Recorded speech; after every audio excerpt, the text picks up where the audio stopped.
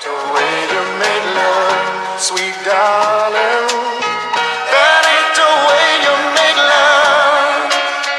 You've been turning around uptown with some fancy clown, with some fancy clown. You've been turning around uptown with some fancy clown, with some fancy clown. I hear you in the background.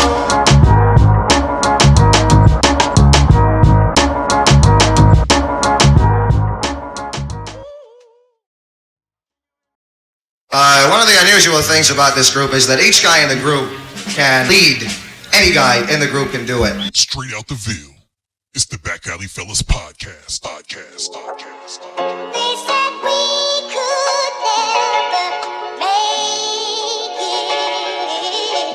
They said Billy got it bumping.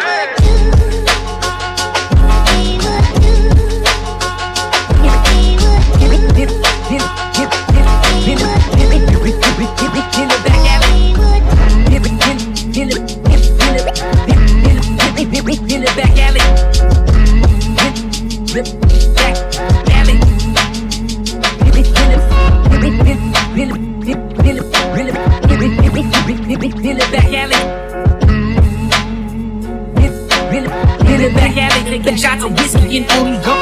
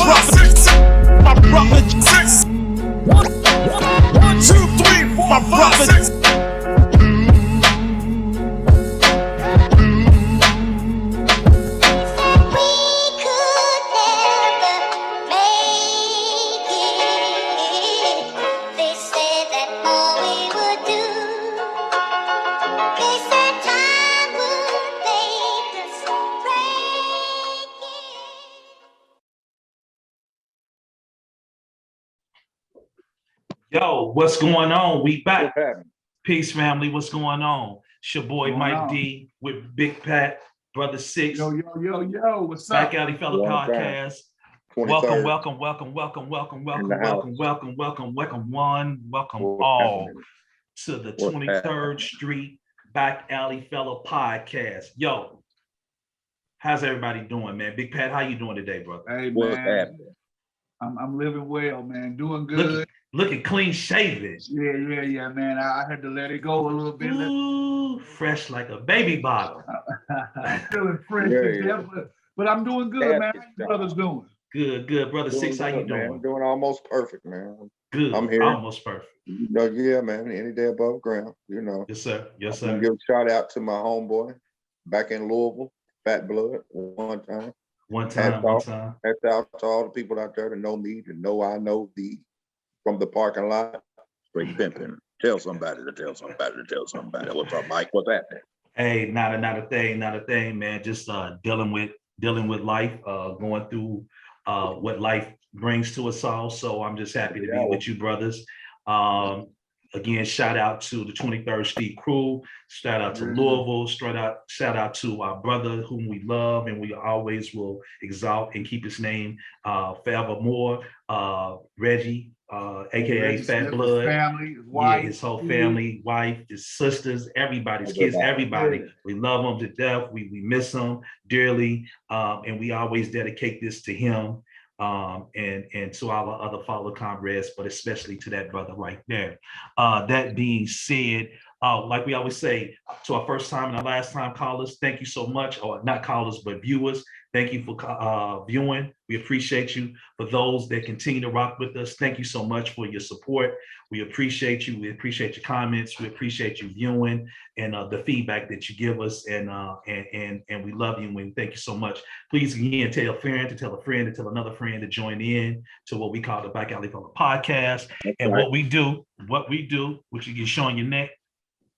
Yeah. We get the Okay, conversation right on. started. Yeah, We get the conversation started. That's it. So what we do is we always ask, what's in your cup so we can get this moving. So Big Pat, what you got? Because you always got something splendid in the cup. What you got today, brother? Something a little weird today, man. Uh-oh. I didn't have no cranberry juice, so this is Grey Goose and Coke. I ain't never had it with Coke, but we gonna see what it do though. Okay, what is it again? It's Grey Goose, but you usually drink it with cranberry juice. But somebody drunk all my cranberry juice, probably brought 6, so I ain't got nothing but Coke, so I'm drinking Grey Coke. Okay, yeah, I mean, Grey Goose is on vodka, so it's vodka and Coke. Yeah. What you got, 6? Well, I just want to take my hat off to big brother Pat, Lieutenant Dan. And I did not drink his goose and his cranberry juice to go with it. I got some H2O because I'm dehydrated. So I'm gonna rock with you boys with some water on ice. What you got, Mike D? Hey man, I got some Granny's tea, man. I'm gonna go ahead and do like Pat today, and I know I've been drinking a little other stuff lately. You know what I mean? So I'm gonna have a little alcoholic beverage with Pat. Some little Granny's tea. Yeah, no doubt. So with that, you know what we do next. So if you know it, say along with us. And brother Pat, if you can start us off, we can get it popping. All right. We got bottles and glasses, cups that are plastic. Alleyways backwards, perfection take practice. Friendship turn kinship, 2/3 of the streets dynastic. Brotherhood from the neighborhood, this podcast is gonna be a classic. The divine state of mind, our movement sublime. On the rocks, brother, give me something strong. Give you a mix of slice and lime. Put your drink up. Now let's link up. It's number love, this atmosphere. Peace and salutations, brothers and sisters. The brothers we in here. Cheers. Cheers. You got your pinky up? He do drinking that cool, Hey, refreshing. like this, look with the lean. Like I had that lean in my cup. That Sprite. I don't know nothing about that. Hey, I'm too old for that. So I got a few people that may be jumping in, trying to invite. I've been hearing some stuff in the back alley anyway. I heard they've been discussing next. Oh boy. If you want a neck or not. Look, man, there it is, man, right there, man. Boy, y'all keep a joke. So now, what's going on in the back alley though? Do y'all hear anything? You heard anything, Thomas? Yeah, I heard them talking about growing up to be men. How do you put it, Mike?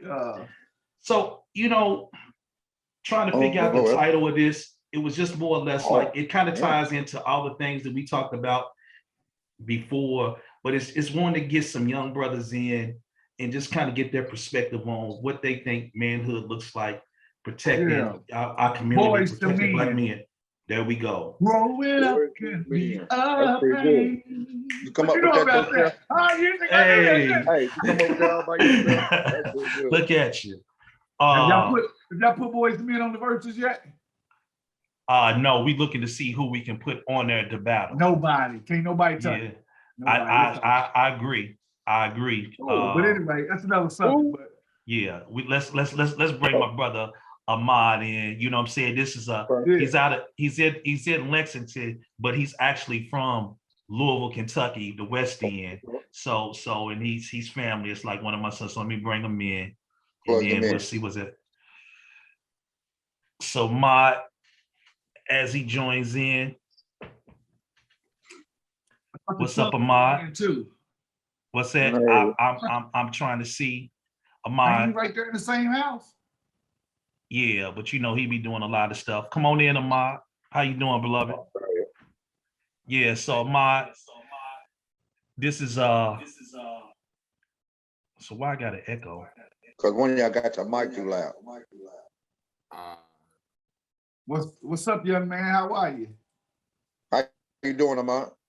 It should be good now. Okay, yeah.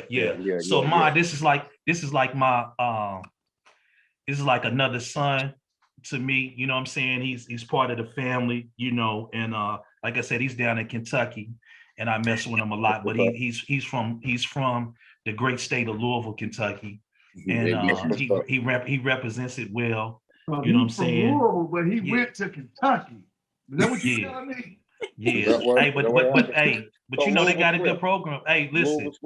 Hey, but listen, you know, this young brother, man, I appreciate him, man. He work about 15 jobs, man, and go to school. I mean, the brother hustles, man. He keep his head down and he do what he do, man. And he just go, man. So he working, paying his way through school and doing what he do. And he's just a good kid, a musician. You know what I'm saying? How many instruments do you play? Just two. Just the bass and piano. Yeah. So he does some stuff with some churches, and just a talented young brother, man. And I think he was invited some of his friends that'll join in hopefully a little later on. I know they're doing an event. And so Ahmad, these are my big brothers, you know, from the Ville. Big Pat is the elder of the crew, and then Brother Six is right behind. And so these the cats that kind of raised me. And so, you know, once you own, you family. So like I said, we just coming on, and the whole premise is kind of to talk a little bit about, you know, boys to men and what that means to you, what it means to your collective group. And then we give our little input. You know, we've talked a lot about some of the things about protecting women, protecting our women, the community, but we kind of want to get it from your perspective. But I want to start out with a question if I can, though, Mike. Yeah, go ahead, brother. Did he leave? No, he right there. He moving around. I'm gonna need you to hold still though. I'm grabbing the jacket real quick. Okay. Yeah. Okay. Yeah, I was wondering if you was gonna keep your taco meat hanging out or whatever. This is a family-oriented. Hey, this is a family-oriented podcast. You know, he trying to show it's sexy or something like that. Plus all us built like caves. Put it up for him. Hey, so my question for you though, young man, is, yes, sir. And I've been wanting to know this. What do young men, let me see how to frame this. How do young men feel about the term like OG? Like OG? When we was coming up, we kind of listened to the older cats, like Mike is talking now. So just to paint the picture. So I'm like 5-6 years older than them. So it seems close now because, you know, we all adults. But when we was young, when I was 17, these cats was like 14, 15. Actually younger than that, like 12, 13. Yeah. So, but they kind of looked up to me. So I felt the responsibility in the neighborhood to make sure, you know, what I was doing was kind of setting an example for them. But nowadays, I don't hear like the younger folks talking about the older cats from the neighborhood or the OGs. What is your perspective on that? On just OGs in general? Yeah. Do y'all still respect them? Do you listen to them? When you have conversations with other cats your age, do they talk about the OGs? Okay. Me personally, sometimes yes, but it depends because where I grew up from, a lot of the OGs wasn't in the right mindset and mind state. A lot of them, not to say a lot of them did drugs, but a lot of them, yes, did drugs, or a lot of them were like, just not really, you know, there with it. So it's just like kind of hard to sit and have conversations, you know, with older people sometimes. But that's why I say it's just like more specifically in our neighborhood. In my neighborhood, it would be like that. But I can go outside of, you know, anywhere and, you know, start up a conversation with an OG. It's just that the ones that's represented in my neighborhood, I don't know. It's not really. And you know, it's funny you say that because I actually agree with that because some of it I had to get myself. You know how y'all say I had to get it out the mud because a lot of the older cats that were above me that would have been my OGs, they did the same thing. They was living in the streets and coming up in the West End, I knew I wanted more than that. And so I really didn't talk to them a whole lot, but in the back of my mind, I knew things I wanted. I wanted to play college basketball. I wanted degrees. I wanted to do some things. And I knew I had these cats coming behind me. So it was kind of always in my mind that I wanted to do better for myself. I wanted to get out the West End. So I do feel that They wasn't around, they just wasn't around. Right. And real quick, hold on, Six, real quick. I just want to let you know, and I want you to jump in. I got my son Naeem, he's on as well. So shout out to him. And you know, him and Ahmad, they got a real nice mod. Yeah, if you can't see him, and Naeem is also the one that edits, you know, the stuff for us. You know what I mean? So he's joining as well. So I just want to let y'all know that he joined in as well. All right. Naeem, go ahead, Six. What's up, Naeem? Yeah, hey, Naeem, you muted as well. This is to Naeem and to Ahmad, to both you young brothers. When we were coming up, my generation, like he said, that's my big brother there. He said that, you know, he didn't have the example, but I did, because he was one of them. And we had several other brothers that was in my neighborhood. Now, all of the advice that they give us or gave us then, it was about street and about dealing with the moment and trying to make it to the next day. My question is, with the technology and the Facebook and all those different platforms, do you all consider us, our generation, meaning your fathers, your mothers, and those, your uncles, and therefore the information that do y'all feel like we slow, or we behind, or we don't know what we're talking about sometime because of the information of different platforms, because you all like on a whole different level? Is that true? Is the gap between your tone and watch your tone in that answer too? Hey, I'm just saying, are we out of touch or not? Is there things that we could do better or worse? That's to both you brothers. I have an 18-year-old, is why I asked. Okay. Now, you want to take it, so you want to take it? Yeah, I'm gonna try to take it. I'm gonna try to put my spin on it. I want to use the term like, you know, you guys are like back a little bit. I just see it as like, for us, everything is happening at once. Like, how can I use the right term? Every time we get new information, everything past that is like that's old. That's old. And it's gone just like that. Something, it could be something as small as, you know, news article, to something as major as a tragedy that happened. For us, as you know, as young as we are, it's like to say, our generation, we're numb to this stuff. We're numb to all the things that are happening, good and bad. So when something happens, i.e., I do a good example.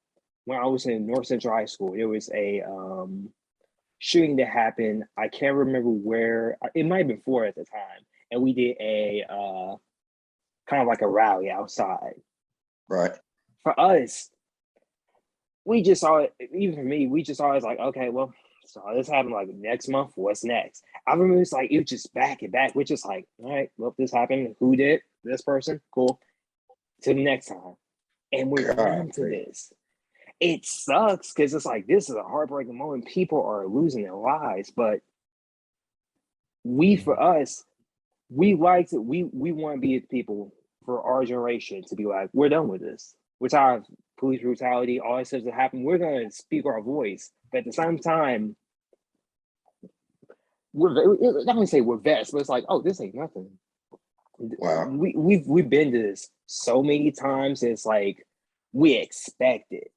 As soon as COVID was at a point, we was like, after 2020, it was like, okay, schools kind of get back into it. I'm like, just wait, it'll be back.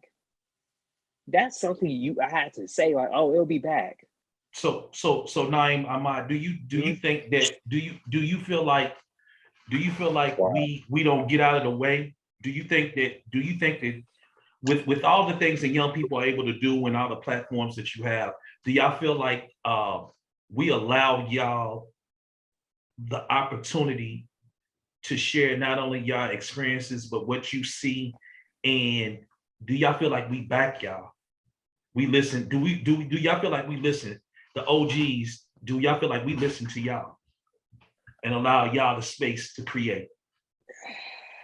That's a slippery slope. Like, it can go both ways for both of us. Like, even for young people, just to us to get your wisdom on some things. Because we have to remember, you was here before us. You know things that happened well in before we even see it.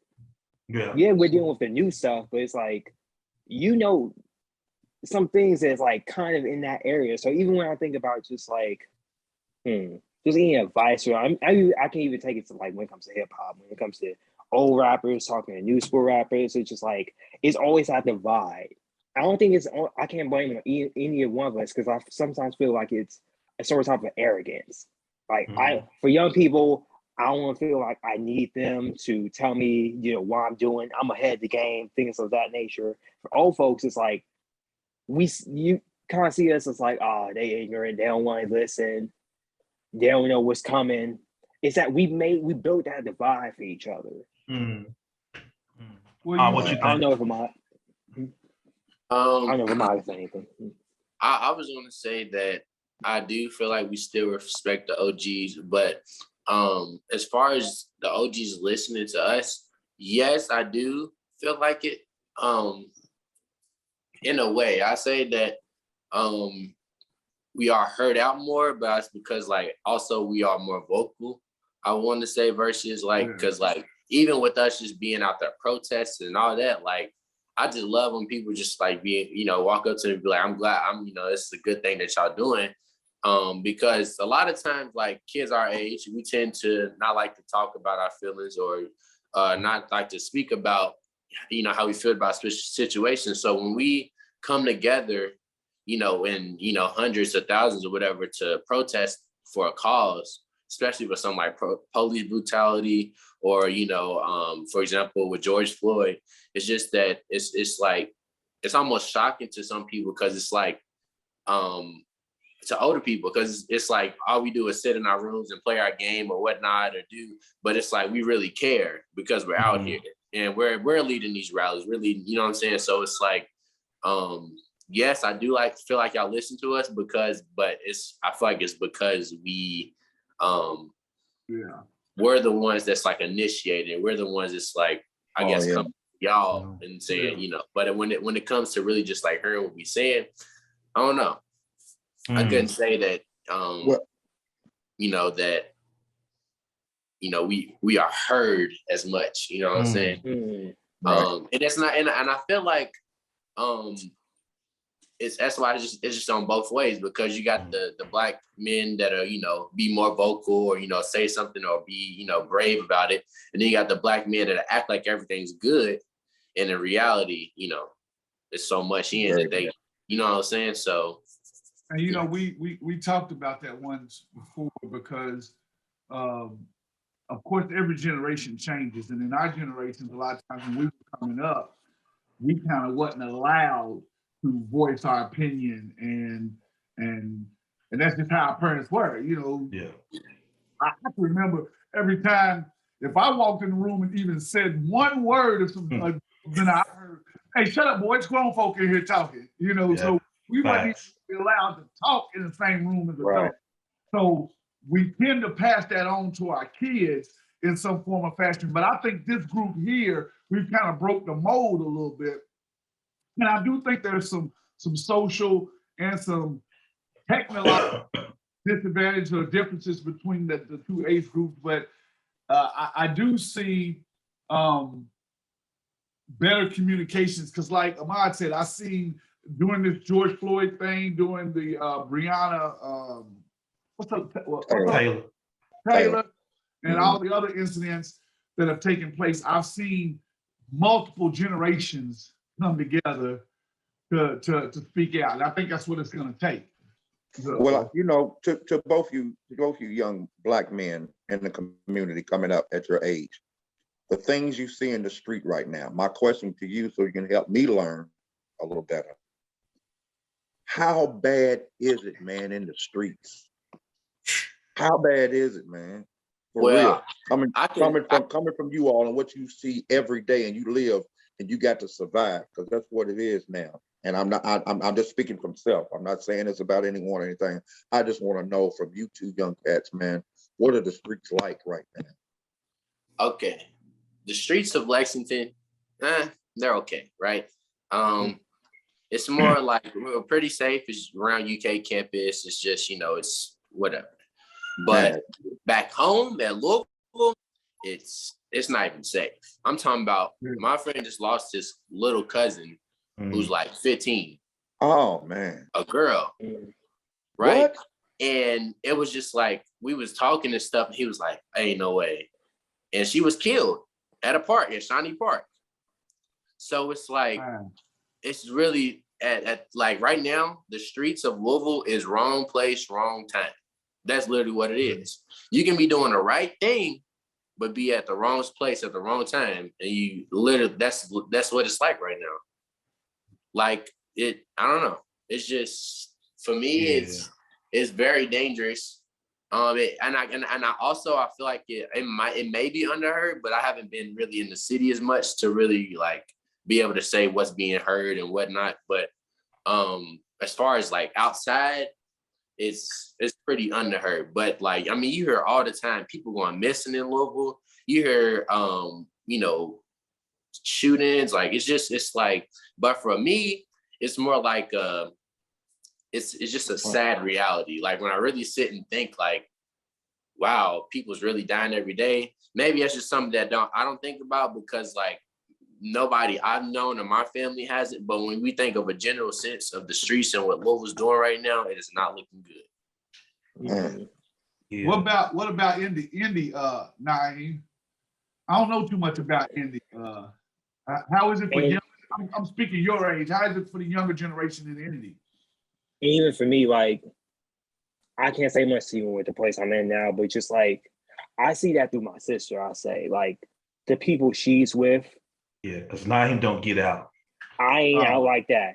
That's her. And just like, it's like, I don't even know, it's like a twin thing. It's just like, I can feel her, like, the pain she goes through when it comes to her friends and like what they go through, and like the people, her friends who pass away, and just like, that's the worst thing. You just come home and just hear her crying because one of her friends car accident, got shot. Yeah, she done lost like 2 friends within several months. And the crazy part about it is that, you know, it's my baby girl and stuff. So, you know, what's crazy, man, is that, you know, you work hard and you try to move out of certain places to give them things, and then, you know, just what young people do, they run right back to the place you're trying to leave them. But I'm like, what? Well, because Mike, that's what all the fun is. Yeah, you know, so I get it. I understand, you know, but the thing is I'm like, but you're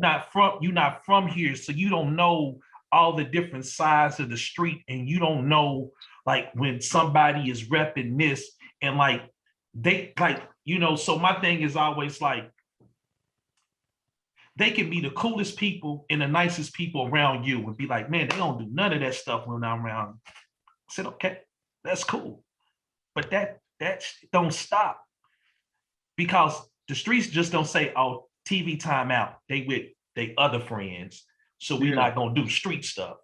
You see what I'm saying? It comes back. And so I'm always fearful of when they go out, because I'm just like, you know, all the other things that can happen, kayaks, all those different things, but then just being out and trying to have fun, but it ain't no real place to have real fun, because for whatever reason, and it's a sad thing, Pat, you know, we was, and I want to get y'all opinion on this, when y'all came home just recently, and I came down and we went to the little spot before I left. You know what I'm saying? We went to go see Six's son, and came back. We went to go have a drink at a spot, grab a bite to eat before I got on the road. And we was sitting, and I think you said this, Pat. You was like, man, if this was Black owned, it wouldn't be what it is right now. Like it was one of those things. I mean, it was a lot of stuff going on, and Black people was there. So here's that thing that I'm gonna pose a couple of different things that we've talked about, but I want to get y'all perspective on this. One, so what is it about us, not all of us, but as a culture that we hold on to, that we will go to a venue, and depending on how the music is played and how things are set up, we'll pretty much be on our best behavior. But when it's all of us together, we tend to want to, and not everybody, it's always just a few people that do it. But I just don't understand that dynamic, because that's one of the things that Pat was talking about, was like, it's crazy that when we all together, we'll mess around and blow it. We'll tear this whole thing up. We'll mess it up so we can't never have nothing. But they can have all of these different functions and people can get shitty drunk, and maybe it might be a fight here and there, but it's never really shootings. It's never really something that's just going to put so many people in danger and stop the flow. And I don't understand what that is about us. Is, what is it about the young people now that just feel like we gonna go ham? Y'all understand the question? I understand. I understand perfectly. Very. Yeah. So basically, we had to decide where we were going to go. It's sad because we're all from the West End, but we could not go to a West End establishment and feel safe. And we just have a couple beers and watch a game. So we ended up having to go to a predominantly Caucasian establishment. Pat, you gotta explain. When he say we from the West End, we from the West End. When we used to go home and I come home and we go out, we would go from bar to bar, standing outside, shooting jokes, be at White Castle. Like it was nothing. It was like it was nothing, because this is our neighborhood. This is our community. This is what so it's like that. But now you just can't do it. But the question is, so once we went to this establishment, there were other blacks that came in there, and we were sitting around looking, and we was like, if this was a black-owned establishment, they'd be in here fighting and shooting and everything.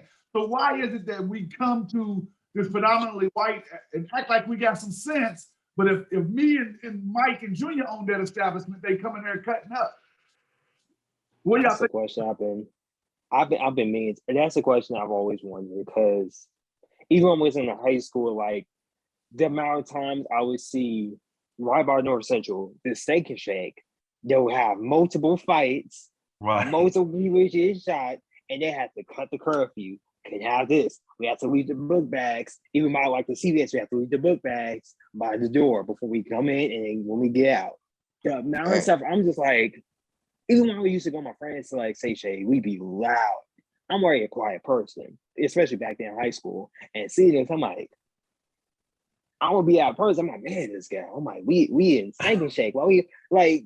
It's crazy, but like, if we anywhere else, if you cuss to like half, maybe it will be cool. But it's like once we get a group of us, it's like we own it, and just anything goes. Even when it comes to the mall, like Caston, shootings that be happening there, that was the craziest thing. I'm just like, what's happening? There's like, as soon as you get out the house and you see more people, it's like we act up. I don't have that question. Even for a person who's not as more social and out there, that's a question I can ask myself. Just like, what changes from adding a few more people, a few more of us in there to just cause all of this stuff? It's I don't know. It's an enigma for me. Wow. Did you call me a You said it's pretty quiet down there in Lexington. Huh? I said enigma. I know what you said. I know. You dealing with that. Amari, you in Lexington, you ain't dealing with that. Hey, my question to you young brothers is this. I'm the one that always go left. Here I go, fellas. I'm going left on this one. All right. Yeah, here we go. What are the women like in y'all age group coming up? Because for us, it was more, you're either you're gonna be in a friends category, and or you're not. And then maybe a maybe. But for you all, it's so many young, beautiful women that are young and are fast or slow. I don't know. I don't know. I'm trying to figure out why is it harder to talk to a black woman? Is it scary? What's it like? Even bringing that up and mentioning it to you all. Let me. Yeah, I want to know where you're going with that one. I digress. Go ahead. I'll back you up. Let me tell y'all something. The testimony you all about to give, it's truly to help me as a father with a young man that's 18 that's in college for his first time. So I want to learn the streets and what to say or some type of advice or know what he's going through you all's testimony. That's the reason for my question. It's very serious for me because these are serious questions because I don't know. And I'm trying to figure out from you all, hey, help me Ma, you want this one? Yeah, I mean, so what are the women like in our age group? Interesting. So where I'm at in life right now, there is a let's say a gap. It's like an age gap to where it's like we're all maturing, but there's a lot of immaturity versus like it's just a lot. So for example, this is my 3rd year in school. And so if I want to talk to somebody from the 1st year or the 2nd year, there's going to be, of course, going to be some things that they don't know that I've experienced that they ain't going to know yet, which is fine. Right. But when it comes to talking or dating, even they can be like the cutest. I'm talking about, I've talked to, well, I ain't going to say I like that, but I've talked to different, like, women, and it's like, even though they may be the cutest or this and that, they still have their maturity to go on. You know what I'm saying? Like they're not all the way mature yet. And that's what you have to really realize with it now, is that a lot of times, like, for example, with cases of like or rape on the campus and all like different things, it's like there was there's a situation where somebody wasn't being mature, of course, or they was under the influence or whatnot. And it's just like, all it takes is one immature decision, one immature thought.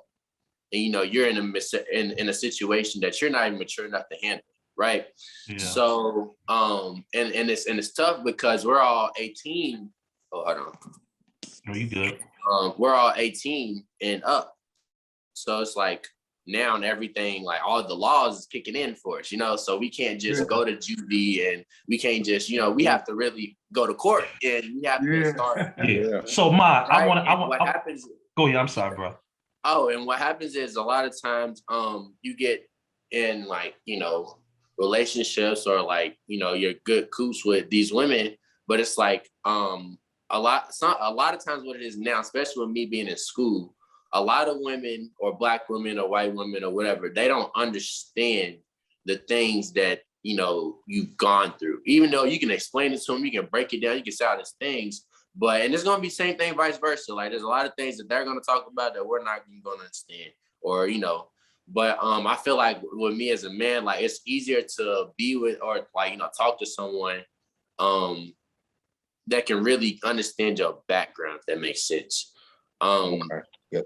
And when ends meet and that's not how it is, it's really difficult to, especially if you interested in someone, to be able to I don't know, make it work. Yeah. Naeem, you got something? I'm gonna say going for where he was going, but just like I'm thinking of, because even with the relationship I'm in now, just like outside of that, just with most of women I met or just know or just like see on a daily basis, there's a gap between morals. And what I mean by that is the common question, I don't know, Ma, you heard this, or just like what you bring to the table. Mm-hmm. That's something that I feel like on both scales, but it's a common like, it's like the, what's it, Ma, like the what are we for us? Mm-hmm. Yeah. It's the what are we? It's something you don't want to hear, but you're gonna hear within the relationship. It's like the way you bring to the table, where are the morals, where you goals, things of that nature. For a lot of us, especially at this young age, we tend to see the basic things as what we bring to the table. It's a female as just like, oh, I can cook, I can do this. Okay, that's just anyone can do that. Where else do you bring? You're not. I wouldn't say you would see that in a lot of women now, especially in my age group. Right. There's a lot of them that, how can I say, live this want to live this lifestyle of what they see every day. Kind of like for us, when it comes to rap, when you're rappers, them want to see, when it comes to Sweet, all of them, hot girl, being with multiple dudes, like, I wouldn't say scamming, but in its sense, yeah, just, taking money, this and that. You're dealing with that of this. That's why I'm like, I'm glad I'm in a relationship right now, because some of them right now, you're not gonna find, I wouldn't say the right one, but someone that has a good hair on their shoulders. let me ask you this: Do y'all feel like? Because what I'm listening and when I'm thinking about this book that I encourage y'all to get by Naeem by Visions for Black Men, and it talks a little bit about going from boys to men, from maleness to boyhood to manhood, and those steps and what those things look like. But I feel like, when we talk about relationships, and Pat being the oldest, he could probably speak to this more definitively than we, because he was first out there on the block. But I don't know if we actually prepare then and even now about relationships.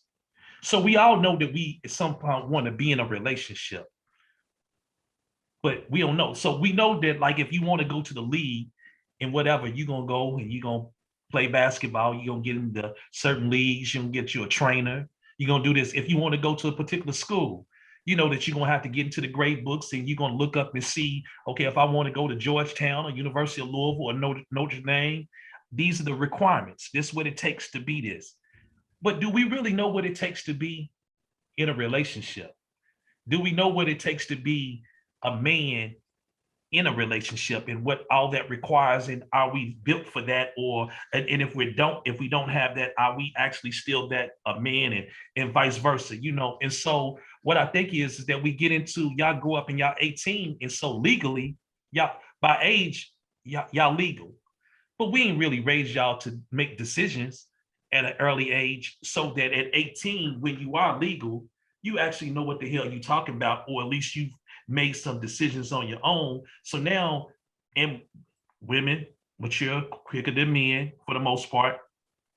So we get out there and we got different likes, we got different desires, different thought patterns. So by the time y'all get into a relationship, you may just want to be, you trying to find the ideal woman. And a woman's, what they've been given is this man that's going to sweep them off their feet and do these different things. And I'm like, where them at? Ain't none of us doing that. I got bad back. I can't sweep y'all feet.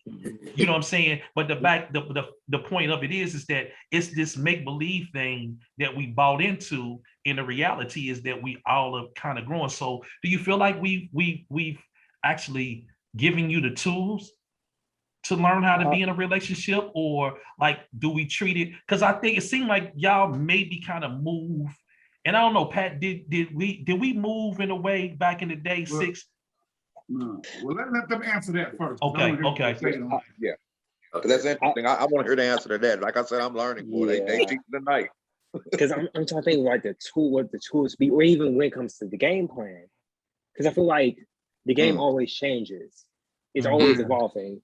That I have 2 points, because I kept on when you was talking about being the man. I'll get to that. But when it comes to just the relationship game itself, that's something that throughout generations, throughout just how we are growing up, that's always going to change. For one side, you have to be this type of way. For your generation, it might be something. For us, it's going to be different. So I feel like you can be equipped, but it depends on like, okay, you got to be in the right situation, right territory. How you going to do this? I don't know if there's a way you can fully be prepared for the right relationship. For a relationship, yes. The right one, I don't know. Going back to being a man, that's something I want to hold in on, because I feel like that's something that evolves too. For y'all that would been different, especially back in the day, for us, I would say like back in the day used to be, keep your emotions in, being hard, doing this, etc. For us, in this duration, it could be express your emotions, be more, especially that's what for most people, I feel like that's something it varies, but they want to see more emotion coming from their partner, more communication. That's something I'm always saying. Just expressing, being more, I wouldn't say sensitive, but in that term, showing that side of you that they don't really see. So for those are 2 things that will always evolve, always change. So they go hand in hand. But yeah, that's why I say for that. Boy, you look like your daddy. I'm sitting here looking at you and see what's funny for me is I know your daddy since he was your age and younger. you, and I'm like, boy, you look just like your dad. It's a good looking man, ain't it? It's a good looking Was man. you gonna say something, Ahmad, before I speak? Yeah. Well, I just like this quote. It's just that when it comes to how like the tools of, well, I guess you're saying like how to treat a woman. Well, there's a quote that says, "How you treat your mom is how you would treat the person you talk to." And I see that a lot of times where some of my friends are like backtalk their mom, or they'll say something to their mom, but when it comes to them in their relationships, you'll see the same things, and you know what I'm saying, you'll see the same, and you'll see people who really respects their mom, or whoever's in that position, who respects their mom and takes care of, and you'll see that in relationships. So I say a lot of it do come from like, from hearing from a father figure or a man about, what to do. But also like my father figure has, taught me how to respect at least, my, mom figure, I should say. Right. And it's just that, so with that being that, I think, or just him being that example is what really is the tools. You know what I'm saying? Me knowing like, okay, yes, open the door for the lady, or, you pull out a chair before you sit down. Those things is like, that's something that, yes, comes directly from, who you look up to or who you see. But for those who don't have fathers in their life or father figures, which is a lot of people, because, I'll say the word father around my friends and they'd be like, who's that? What y'all talking about? I don't know that man. So it's like, and a lot of them, they'll get their, manners and how to, be a man from their mom, which is, I feel like is a game changer. You know what I'm saying? A lot of times you see a lot of single moms with, boys, with boys. And it's just like, even though they're not a man, they doing what they can to at least try to raise them, as such. But, but also you do see differences between people who are raised by, father figures and people who are raised by, women. There's just a lot to go into that. So what I was going to say, being the elder of the group, I've been taking some notes. I don't know if y'all noticed I was writing on them. Yeah, I saw you. This is how this changed. This is how the game changed. This is for the young fellas and for you all, because y'all young fellas to me.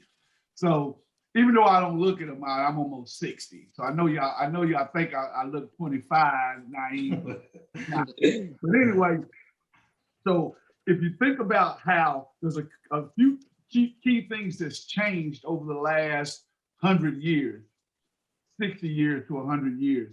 So my parents, which are in their 80s now, when they were coming up in their 20s and 30s and we were kids, they taught, even if it was not purposely taught, but they taught young women, and it's going back to what you said, Ahmad, about the maturity of the women, and what you said, Naeem, about the game changing as far, and Mike, to what you said about us being raised. So if you think about it, so coming up in the 60s, young women saw their mothers as homemakers, working in the house, taking care of the family.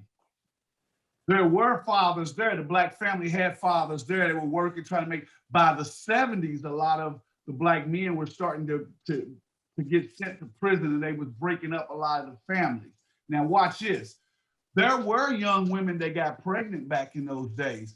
But when the 50s, 60s, and 70s came and a 15, 16-year-old got pregnant, the auntie, the mother, the grandmother raised the child. Very few times did the 15-year-old raise the child. The 15-year-old might have got pregnant, but they grew up thinking that they had everybody else in the neighborhood thinking that baby was their brother or sister. Mm-hmm. Now, you got 15, 16-year-olds that are getting pregnant, having the babies, and raising them. Now watch this. Because of you all society, technology has grown. We didn't have, it's gonna sound funny to y'all, but I can remember we didn't even have cell phones. We didn't even have computers when I first went to college. We old dot matrix, like typewriter. So now this stuff has changed. You got 15-year-olds watching, and again, I'm not speaking ill of nobody. I'm using this strictly as an example for anybody that's listening. But you got 15-year-olds that are listening to Cardi B, who was a former stripper, that's rich and famous now, talking about Kodak Black and popping her booty and all of that. So now they're doing all of this stuff. Now you got young men such as yourselves trying to invest some time and build with them, but they're on a whole nother level. And I'm not blaming women. I'm just saying how times have changed. And so now everything has changed. So where, Mike, you said women mature faster than men, that's true, but I think that there's been a paradigm shift that because the women are younger, having babies and raising them, they're not maturing as fast as they should.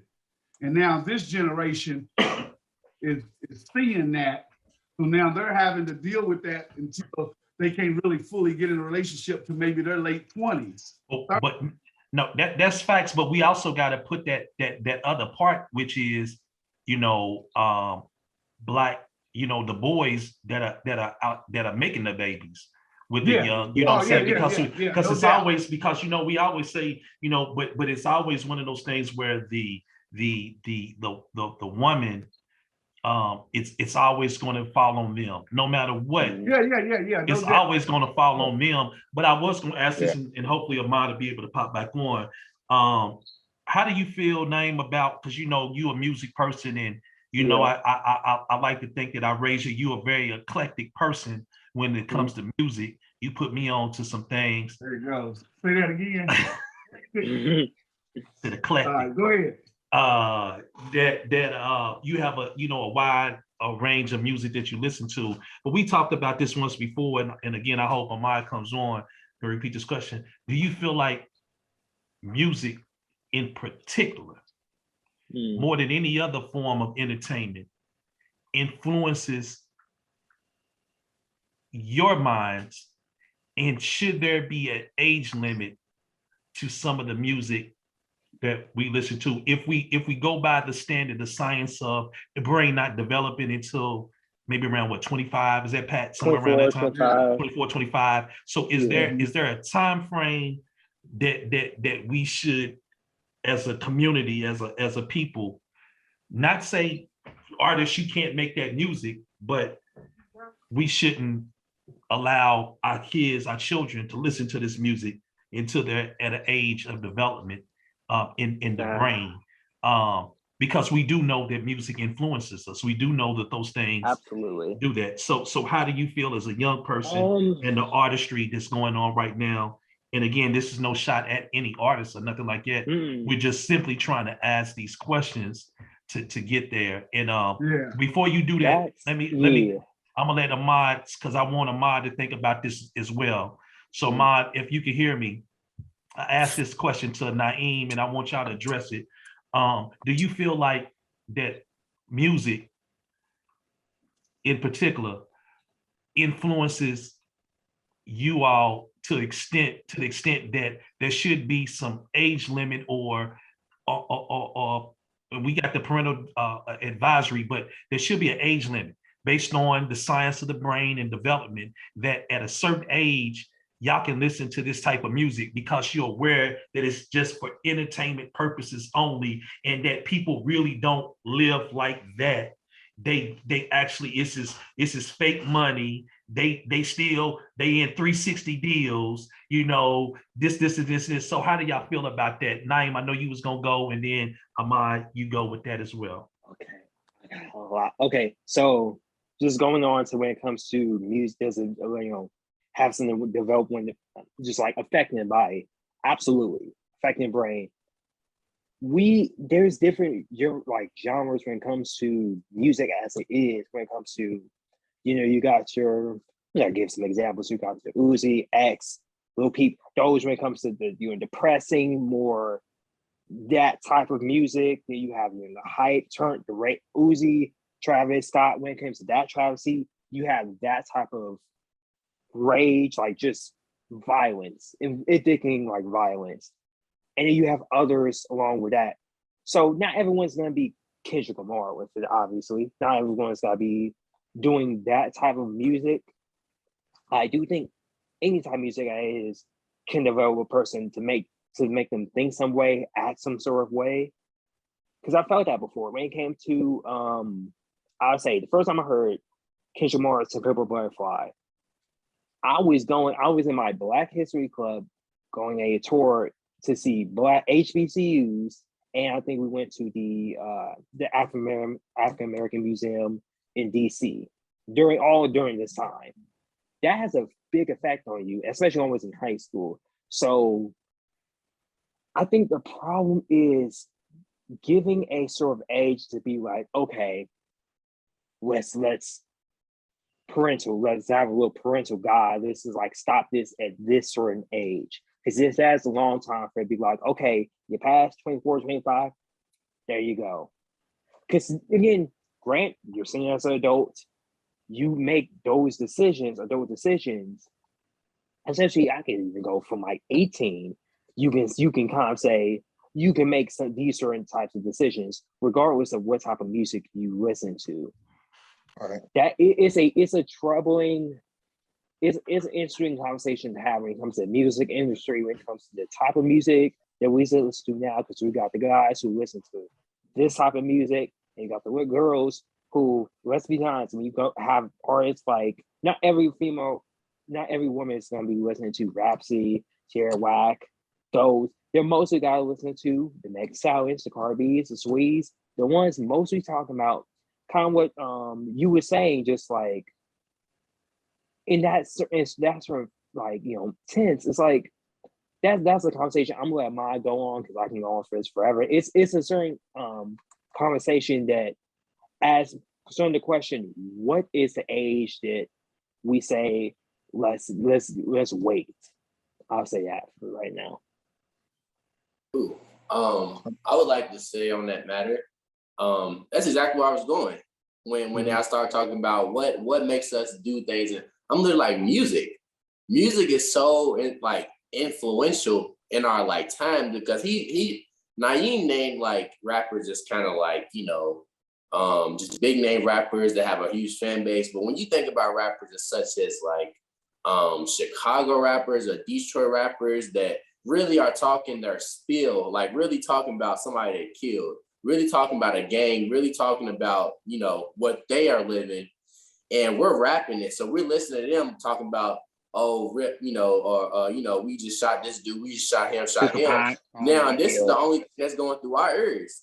You know what I'm saying? So now we hearing this stuff, we hearing this gang and all this. Now we want to be in the gang. You know what I'm saying? And now, not only that, now we want to start being able to relate to their music. So when, you know, our friends die or this and that, and they drop songs about their friends dying, and then you know what else they say about in that same song? Oh, we about to come for them because they just got my friend. So guess how we gonna think and how we gonna feel and how we gonna act when we see somebody that, you know, at a McDonald's that, you know, is gang affiliated with somebody else. You know what I'm saying? We gonna react based off of what we hear every day. You know what I'm saying? So it's like, even if we are just rapping the lyrics or, you know, or whatnot, it's like, it's becoming a part of us. Because now we like, that's my favorite song, so I'm gonna listen to it all the time. Of course, we're gonna have it on repeat. And in a lot of things, you see differences in people. Like, for example, if a kid tell you my age, and he's like, I listen to YoungBoy and I wear black Air Forces, right? We're gonna think, oh, he just want to fight everybody, or he just want to shoot something, right? So it's just like that's how we. But you get kids like me that come around and be like, oh, all I do is I listen to Jay-Z, or I listen to Marvin Gaye, or, you know what I'm saying? It's kind of like, what? No, what? Like this, because it's not our culture right now, right? So, and I feel like the why I say music is so influential is I grew up under a Christian household, so rap music wasn't really like it wasn't played a lot, it wasn't like allowed. But what happened is, for example, I got 2K13, and you know who was on the soundtrack of 2K13? Jay-Z. You know, he made one of the best soundtracks. He introduced me to doo-wop, Lauryn Hill, that thing.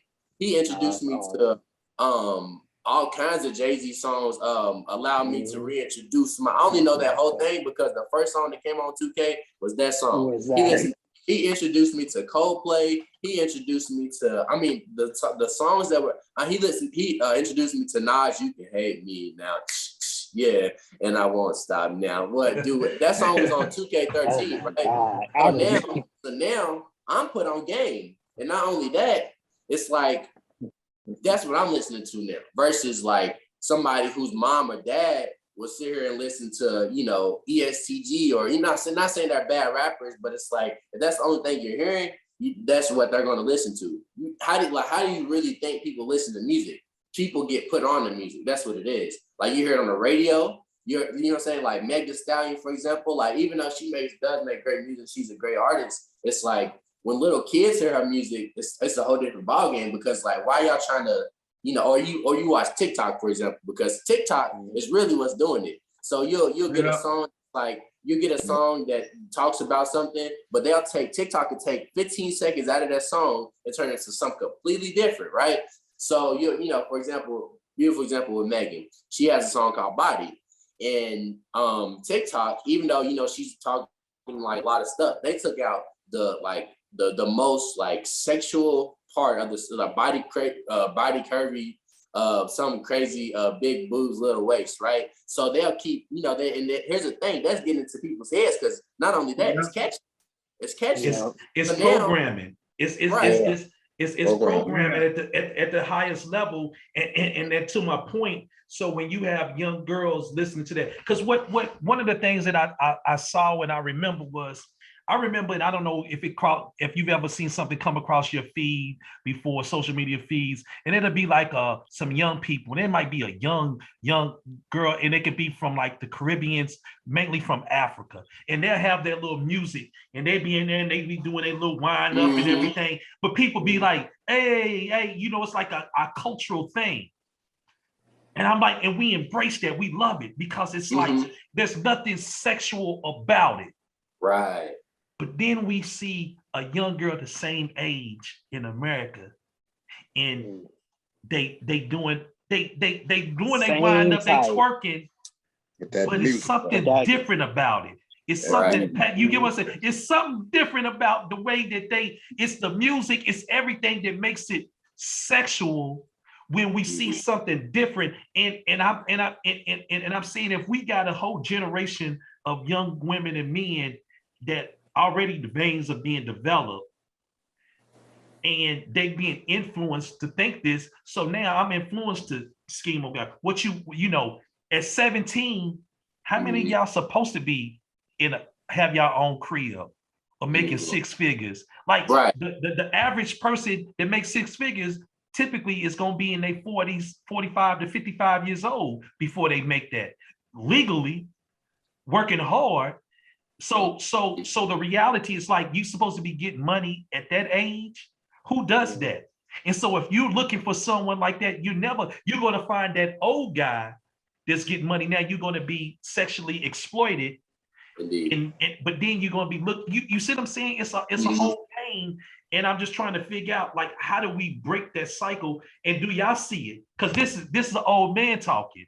I don't know. Y'all might think it's all gravy. Like y'all might think that it's cool and it's nothing. So are we off track? Am I off track? Or do y'all see it? No, not at all. We see this at all. Absolutely. Like, my bad, Ahmad was straight on to what I was about to say when it comes to gang culture, and there's things people don't even know. It's like for us when it comes to like, I'll give you an example. Jacksonville, Florida. There's a lot of stuff I can just literally Google about stuff that's happening in Jacksonville, Florida right now when it comes to just rappers talking about even Chicago, Detroit, New York, who they about to smoke, who about to kill, who did this, who had drive-by, and kids are listening to this. This is on YouTube and it's #1 trending. I can attest. The one song I think it was called "Who I Smoke." That song and the dude he was going against, it's still going on. Most of them in that gang is locked up, but they was trending. Like when that song came out, even just because it had that 1,000 miles beat, you can just add a beat to it, and it's like trending. You can say whatever you want, who you killed, who you gonna kill, what happened, self-snitch, all you have to do. Man, there's so many other questions. 6. Wow. Y'all got anything? No.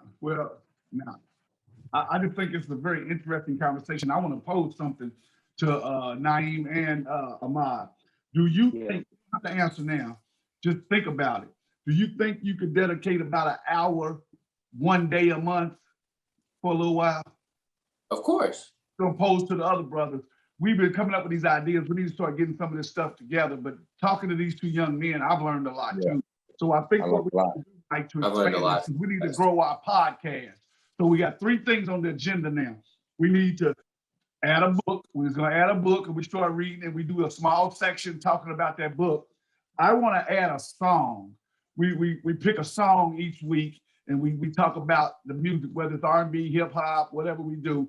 And then whatever we name it, Mike, you seem to be pretty catchy. I want to do a short little, maybe 10 or 15 minutes on our podcast, maybe 30 minutes, one time a month, that we bring on these 2 young men or other young men, and we kind of start bridging that gap between our age group and their age group. And we pick a subject. We talk to them prior to coming, and we pick a subject, and we just talk about it so that we can start bridging that gap. And hopefully what happens is maybe that some of their friends start listening to our podcast, some of our friends, and then it starts to grow. So now you go from 3 older men and 2 young men to maybe 25 young men and 25 older, and you start to, so I think I want to do that at least once a month. And boys to men, or whatever you want to call it. We pick a subject and we bring on a couple young men. That sounds good. Friends if they want to, and we just talk about it. Because it definitely has a part 2 to it. We got the 2 young men on here. We need 2 young ladies on here also to give their side to some of the some of the stuff. So we won't be biased on it, because like this young man mentioned, it ain't just him. He can't really, he's not gonna say nothing bad about the females in their half, but if we had them here, they could speak on it too. So that's interesting. That's a good would y'all idea. be up for that? And maybe, just maybe 30 minutes to an hour one time. Absolutely. And maybe, of course, I was surprised a lot of people didn't get on, but of course I'm gonna keep promoting this stuff, and I love it. I love talking about it. Because that's the only way we're gonna start making change in our community, is if we start talking about it. We with tonight that there is a generational gap. We've come up with, there's some differences in men and women in dating in all age groups. We've come up with some issues in the music that we're listening to. So there's a lot of good things in my notes that we've come up with. So now we need to start talking about these things. That's the only way it's fixed, if we start talking. Absolutely. Great point. Great point. If you think about it, Mike and Pat, some of the conversations we've had, podcasts that we've had in the past, needs the young person input these days. The bullying that we did, the raising, the crossing from a man from a boy to a man. What are some of the things in the community that's happening? Do we feel like the churches and the Muslims is helping? And how do you feel? And what is it like? So it's a lot of stuff we can go over, man. That's a good idea. Try to bridge so that we'll gap. work on that. And I'm gonna close with this. Because some street lights is, if y'all don't see them lights flicking, I don't know if y'all know anything about that, but don't know about that. Street lights. So I'm gonna close with this. First of all, I appreciate Ahmad and Naeem taking their time, because I know young men, y'all got a lot of things going on. I took some of your time to come out, and I truly, from my heart, appreciate that. And anyone that's listening, tell somebody to tell somebody to tell somebody, because our community needs help, and we start somewhere. And I think that, not patting our own selves on the back or anything, but I think that we have the platform to get the word out there, to start some change.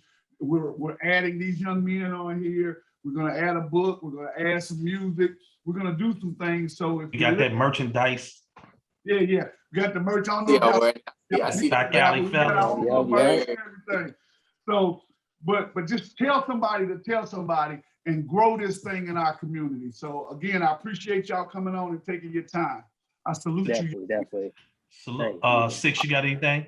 Yeah. To Amar and Naeem, man, I want to thank you 2 brothers for getting on and giving us some of your wisdom. You're never too old to learn. And I want to thank you, 2 young brothers, for learning me tonight on some things that I really need help on. And you just don't know some of the things you do let me put it this way. Most of the things you say, some of the things you do, there are people watching. Even as an older man, I do listen and I do well in everything that you all said. I want to thank you so much because I think that came from the heart and from experience. What is? I've been telling you stuff for 40 years. You ain't listening to me. I ain't gonna tell you something. You just now met them. You gonna listen to them. I've been telling you stuff for 40 Pat, years. hey, but I don't know if he called it six. You said they ain't teach you, they learned you something, didn't they? That's right. That's it. That's different. That's different. Ain't nobody listen to Pat. I chose them words very carefully because I wanted them to understand what I meant when I said you learned me something. Ain't that tonight. it? I called Not it. that I ain't been taught it before and I didn't listen. It was just that when you put it in that perspective from you all, I said, okay, so I'll take what you said, Pat, take what they said, whip it up, and feed me. Hey, I ain't mad at you. So, Mod, I want to give you opportunity, Naeem, to give you opportunity to close out. You got any closing remarks? Of course. That was something I wanted. First I want to say thank you guys because this is really like. Of course, I really needed this, and it's just like nice to hear both sides of how it is. You know, I don't see you guys as OGs as much, but you know what I'm saying. Like I see you as a father figure, and I like these two gentlemen right here. I really appreciate y'all for taking your time out our day and talking to us and stuff. But also I wanted to get back to it was a point that Mike was saying about he's like, well, you go over to the Caribbeans or whatnot, you see them doing a certain dance, but you'll come back to the U.S. And I feel like the difference between what it really is like, even like you just pay attention to how music was in the 90s versus how it is now. I feel like when it comes to just like, with body and moving, I feel like what it really was in the 90s and, Caribbeans, just like, they really love the music. They really love, they're in love with the music. And I feel like with our generation, it's more of like, it's like a lust for music versus a love. Wow. That's wow. And so, for example, like we'll hear a song, we'll hear, Nelly or somebody talk about a big booty, and we'll be like, yeah, like, okay, think about big booties. But y'all hear it back in the day and be like, oh, we just having a good time. We, I love this song because it's a great song. And, we take it and run with it the other way, Even though there are some people that will, sit here, and because you got older people that be just like that, or but it's just like for the mindset of our generation, what we hear is literally what we hear. You know what I'm saying? And for not being as mature to really realize, like, yeah, this is just like a facade, or this is what it is. Like it's entertainment, rapping for fun, and we thinking that's what they really doing, right? Wow. So it's like. It's that's where it really breaks off at because y'all were mature enough to listen to Tupac or whoever talk about whatnot, and we're over here trying to catch up because we're babies when you really think of it. When we all it's when we see Granny at the end of the day, she's always calling us her baby still. You know what I'm saying? So it's just our some of our minds aren't ready for what we're hearing. We're not ready for Megan Thee Stallion. You know what I'm saying? We're not ready for who's it, Cardi B or Nicki Minaj, for example. With with Anaconda and all that kind of stuff. But y'all heard Baby Got Back in the day, and y'all be bumping and jumping and and having house parties and stuff. So it's just that it's really just y'all love the music. And we're hearing it, but it's lust is really getting through to us versus loving that. I like that. I'm writing that down too. Yeah, no, that's dope. Yeah, thank you. That's nice. Thank you, Naeem. What you got, bro? I want to say thank y'all. I was just reading through like some of my poems I want to do. I just want to say this short entry if I could. Just something I wrote back then during George Floyd and. I wouldn't say a poem. It's just me just writing down words and just stuff that just came to my mind. Real short. It was just, as a young Black man, this has been a mentally and emotionally draining year. I can no longer say I'm sick and tired of being sick and tired. I have a plethora of thoughts going in my head about what's right and what's wrong. And to be completely honest, the moral compass has been thrown out the window. What we've been seeing is nothing short of the causal nexus or cause and effect, if you will. These aren't thugs, these are mothers, fathers, sisters, and brothers, friends and colleagues who are tired of who are tired of the killings. For my Black brothers and sisters, know that I'm here with you, and you will be loved and cared for. But from the white supremacists who disapprove of the riots, know this: we will no longer go silent. You will know and feel pain and anger.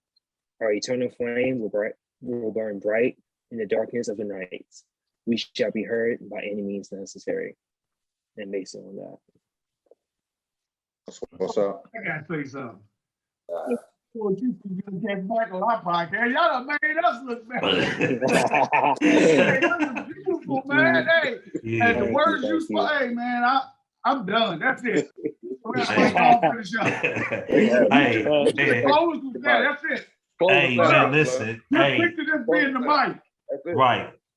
Hey, I told Naeem we gonna put this book together and we gonna do a father and son poem thing. No, that's amazing, man. That's amazing. So so first and foremost, to my big brothers, brother Six, I love you both. You know how I get down. Yeah, I love you, man. To our brother Reggie, Fat Blood, rest in peace, love you. 23rd Street, stand up. To Ahmad, love you, son, love you so much. You always welcome. You always a part of the family, no matter how other things go down. You know how we get down. And to my blood, to my son Naeem, just supremely proud of you. Love you for stepping outside of your comfort zone, because I know that. But we talked about this, and so I love you. And I appreciate both of y'all for joining, and we look forward to doing this. It ain't a whole lot more that I could say, but like we said, tell a friend. To the viewers, thank you again. Tell a friend and tell another friend.